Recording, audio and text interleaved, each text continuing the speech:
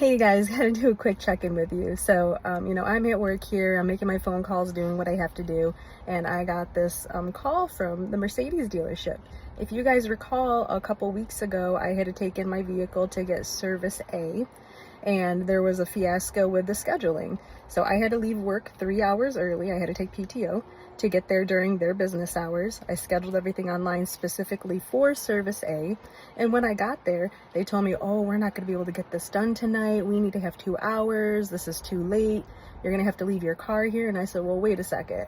Oh yeah, and they asked me to come back. I was like, I had to leave work 3 hours early to come do this. I scheduled this online specifically for this service. I was able to select this for this time slot. This needs to get done. And they just said that they literally couldn't get it done that day. So they gave me a rental car and said, just bring this back when your car is done. And I told them, I was like, well, I'm not sure when I'm going to be able to do that. I said, you guys are only open during the hours of which I work. I've already had to take time off to do this. I'm not sure. They're like, well, just, keep the car for as long as you need. Just, bring it when you can. I said, I can bring it in Saturday. And the guy was like, okay, well, I'll arrange for you to meet with a salesperson so you can do so. And I was like, okay, cool. Thank you so much. So they got the service done. And Saturday afternoon, early afternoon, I took the rental car back. Literally only used it just to go to work and back. That's it. Took it back the next day. Picked up my vehicle, and yeah, so they gave me a call and they said, oh, well, we just wanted to make sure everything's going good with your vehicle. And I said, yeah, everything seems to be okay. Thanks again for taking care of me. Really appreciate it.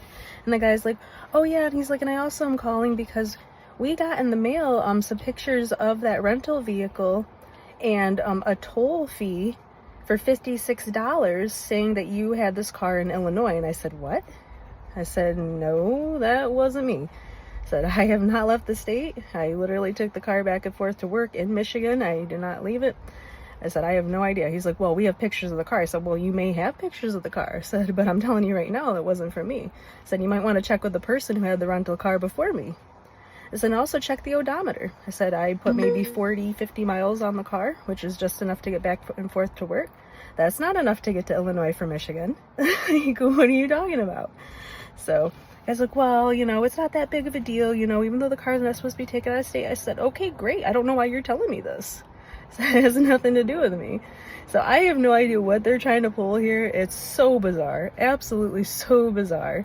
And if, again, they checked the odometer when I took the car and compared it to how many miles were put on it after I dropped it off, you can easily see only 40 or 50 miles have been put on it. And anybody with half a brain could deduce that's not nearly enough to get to Illinois from here.